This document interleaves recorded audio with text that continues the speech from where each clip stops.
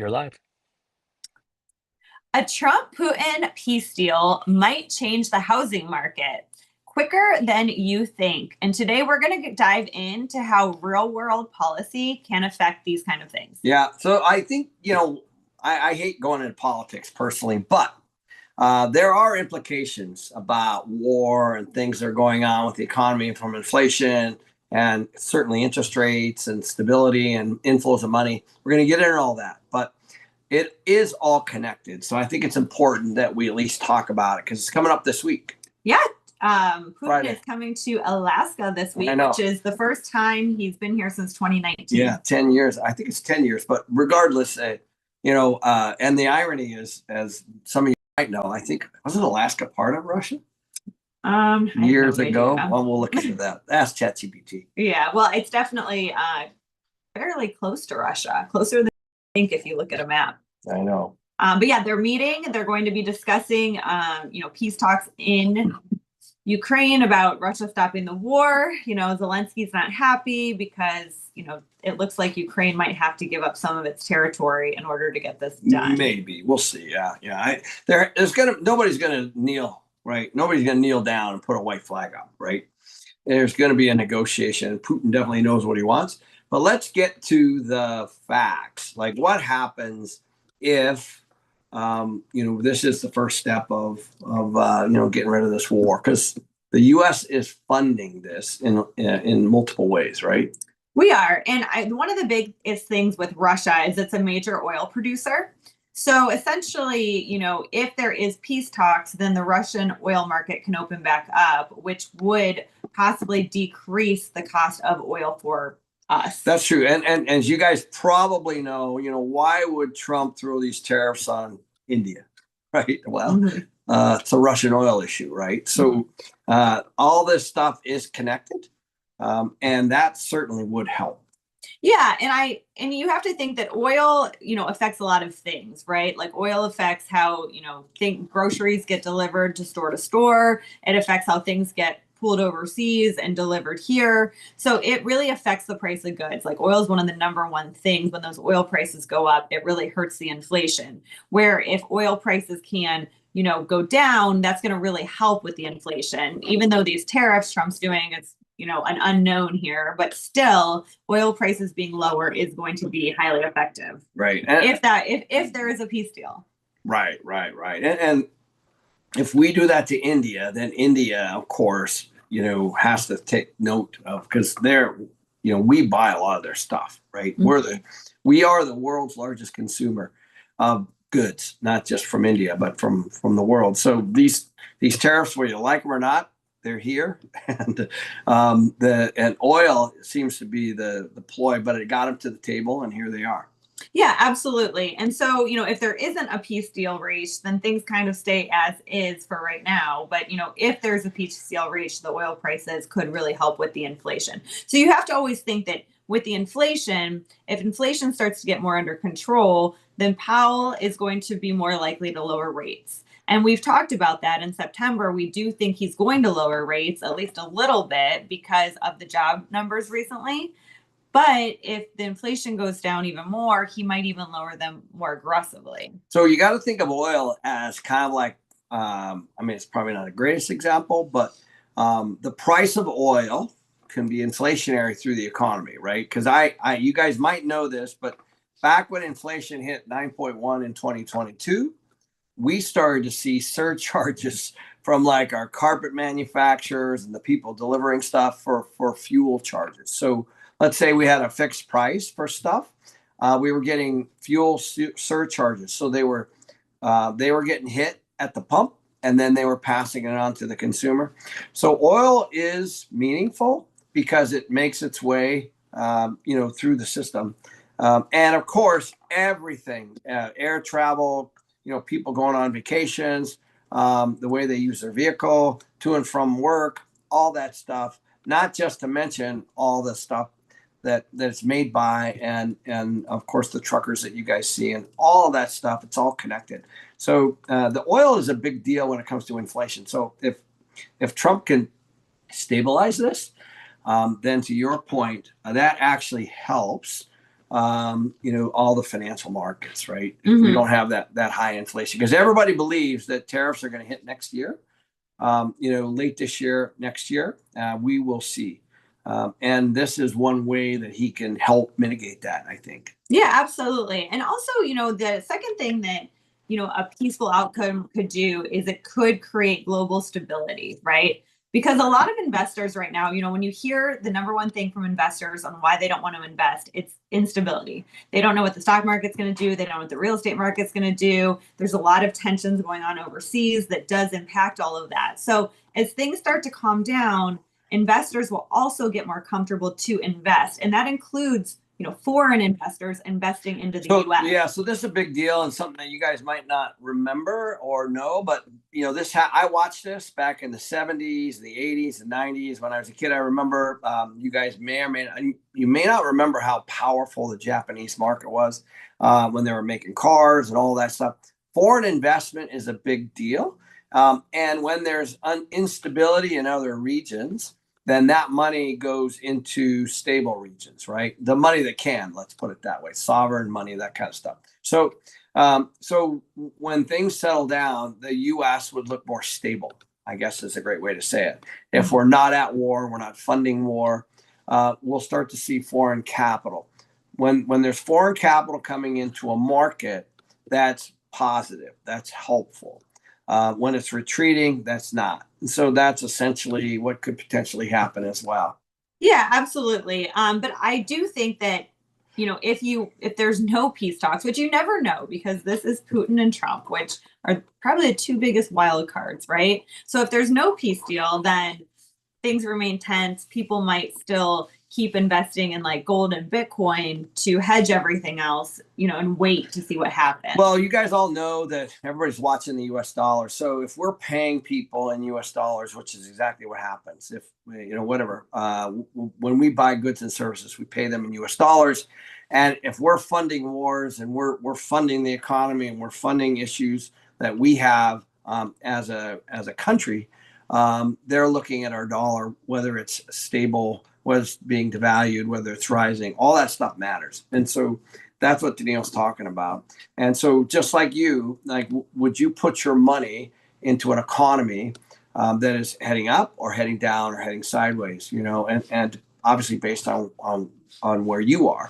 And so it's kind of also like on the foreign investment side of things, but it also has a lot to do with the dollar. And so the interesting thing about the dollar is depending on which way it goes, obviously affects our debt. How much debt we're in right now, and the U.S. is in a lot of debt, as we all know. Yeah, absolutely. And something that also happens is when times of war, you do have money inflowing into the U.S. real estate market as a safe haven. So people might diversify that a little bit more if it was more of a time of peace. That's true. Yeah. All of that's extremely important, right? And as people roll into right now, as you go, why is Bitcoin going like this? Why is gold like this? If you really, at the Limitless conference, there was a lot of discussion around this with Larry Lepard and Jim Rickards and George Gammon and Mike Maloney and Daniel Samuelson and Robert Kiyosaki, all have their own opinions on this. But at the end of the day, it had a lot to do with the stability of our currency and people that now have options, right? So now whether that's true or not, still has yet to be seen, because I think you guys should check out those. There were some serious debates on this issue, especially with George and Jim Rickards, that are classic. But I do think we should probably recognize our sponsor, Monetary Metals, as we're talking about gold. So let's do that now. Gold is near all-time highs, but appreciation isn't the only way to benefit. Monetary Metals, you could potentially earn a yield on your gold, paid in physical gold, without selling it. Here's how it works. When you lease your gold through their platform, pre-qualified companies pay to use it under strict guidelines, like renting out real estate but with gold. Instead of paying to store your metal, you may earn up to 4% annually in gold. You stay in control and you can choose which leases to participate in. Monetary Metals handles the due diligence, lease terms, and all the administration. Thousands of investors use this approach to grow their gold, not just sit on it. Visit monetary-metals.com/Ken to learn more. Leasing gold involves risk and returns are not guaranteed. This is not an offer to buy or sell securities. Please review all risk disclosures at monetary-metals.com. Visit monetary-metals.com/Ken to learn more. So you also have to look at construction costs, right?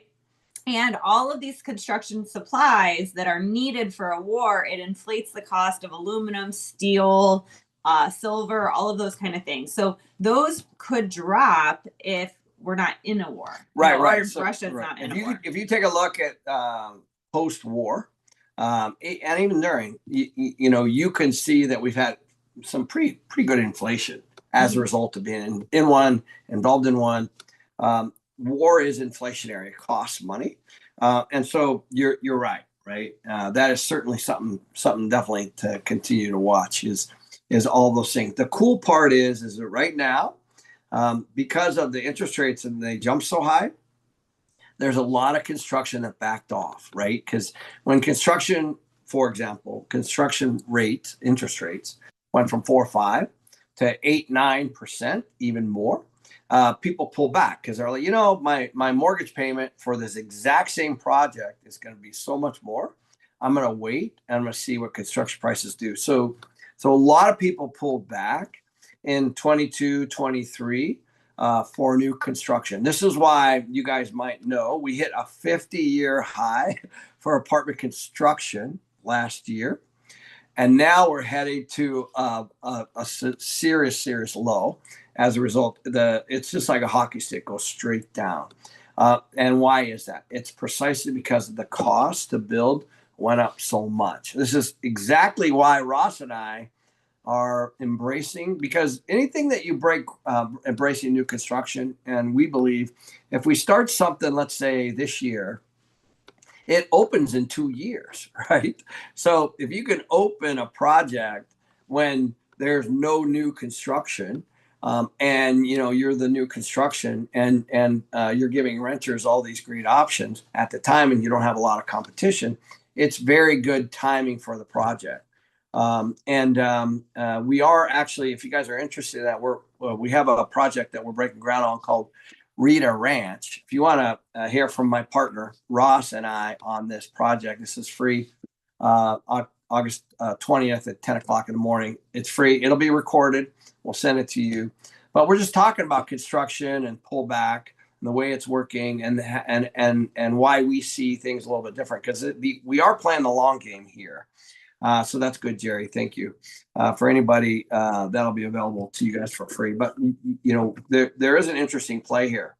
Yeah, and it's going to affect energy rates, right? Like a peace deal with Russia is going to affect energy rates more so in Europe than here, and different trade routes that they're able to use. But we do import a lot from that side of the country, even with the tariffs. So, Trump's tariff policy, as Ken said, could be definitely impacted if there's not a Russia-Ukraine settlement. And some of that inflation can be absorbed more easily if there is peace talks there. And I think that is one of the main reasons Trump wants peace so bad over there, is because it's going to help his tariff policy. Oh, without a doubt. I mean, this is exactly why he's banging on the Fed chair too, right? Like, you think about it. Like, he's no dummy. Like, there's no way that putting tariffs on stuff isn't going to be inflationary at some point, right? What was interesting was when Tim Cook visited the White House last week, he was saying, you can't really pass on the cost of an iPhone to a consumer. You can't, this is not going to be $2,000-$3,000. right? You can't do it. Like the market is going to kind of set that. So what happens is the company kind of eats that margin. They do, because if you want to sell phones, people always say that about rent too. Like if your insurance goes up, I'll just add it to the rent. Well, it doesn't work that way. It's a supply demand issue. People are only going to pay what the market is determining. Right. If something on a car goes up $2,000, $3,000, $4,000, it's just the cars. There'll be more cars, right? People will sit. So that's not how the world works. It does in some cases get passed through. I'll hand you that. So we are going to see that. So that's what Trump's afraid of. He knows that this stuff is going to make it through to the consumer at some point. It's probably going to hit next year. And so oil, the Fed chair, all that stuff is important as he tries to pull these levers. Well, it has to be profitable for the business. And if it's not profitable for the business, they either have to raise it to the market. And if the market won't buy it, then they don't make it, right? Like people don't do things for free. So either people have to pay the increased price, or the business has to absorb it, or they don't sell to the US anymore because they can't afford the tariff, right? Because that's the only way it works. So this is another thing with new builds. We talk a lot about construction and new builds, and the only way people are going to start building houses again, builders, is if it makes sense and they can afford, they can make a profit when they sell the home. So this will help, the price in new builds too, because of all of these materials would be less inflationary, is going to help that new construction. Yeah. And I'll just give you one story. I mean, if you guys went out and looked, the guy who founded Home Depot, he's all over this, because if you're obviously Walmart, Home Depot, a lot of their goods and services come from outside of the country. And I talked to one guy that actually his entire business, 25-year-old business, is essentially making things in China and selling it to Home Depot. Mm-hmm. And he's obviously freaking out. And so what are his choices? To move to another country or have it done here, which is exactly what Trump wants. So on the other side of it, as we start to see the unemployment rate tick up, and we start to see potentially AI even take some of that out, hopefully we can get back to this manufacturing base here in the U.S., which is kind of the whole point. We'll see. We'll see how it goes. Tariffs are very much up in the air, and that is part of the reason that the Fed has not lowered rates yet. But now let's move to the Fed and their decisions, right? Because their interest rate decision that is coming up in September, they can move it a quarter point, they can move it a half a point, they could not move it at all if they don't want to. And we did have instability in the job market. It underperformed this last month. So the Fed is going to be watching some of this too, because if we can get oil and prices and materials to stabilize a little, they might feel more comfortable making a bigger rate cut. Well, there's a bunch of people that think that we're going to have 3 rate cuts, quarter point each through the end of the year. That's awesome. Will that help a little? Of course. But it's not really going to bail out my industry. It's not going to bail out anybody that's got a maturing loan that, is in the 4%, 3% range at all. It's not even close, right? So even our 10-year is still, and last I looked, it was like 4.2. Which is kind of what a lot of the commercial debt is based on. And on the residential side, you guys are still on the 6-7% range. Yeah, but I will say if the Fed starts to cut rates, I do think it will pick up the single family market, just because people are just trying to get to that next level and trying to save money. Because I even know that we had a busy, weekend this weekend with real estate. Like I saw a lot of deals I was watching go under contract. I think that's even because they're talking about cutting rates, and interest rates did go down in the last couple of weeks, because that's what the mortgage companies are doing now. Preemptively, they think the rates are going to get cut, so they cut their rates. So rates are closer to 6.5% right now, which I think has boosted sales a little bit. And so I do think, though, that with the Fed, they have a lot to consider, right? And I think the stability would help them lower quicker. And, I was listening to a podcast this morning, and they were saying, Trump is going to cut rates in May. Like that is happening when he gets his new chair. Oh, for sure. And he doesn't really care about inflation, and he doesn't care about data. And Ali said, typically if the Fed cuts rates dramatically, it's like a time of crisis, right? So he was essentially saying that you would think that if the war continued, that the rates would cut versus if it stabilized. But Trump is going to cut rates in May regardless. Guys, he's a real estate guy, as you know. That's it. And just look at his last term, right? You know, he did this as well. Like he wants low rates.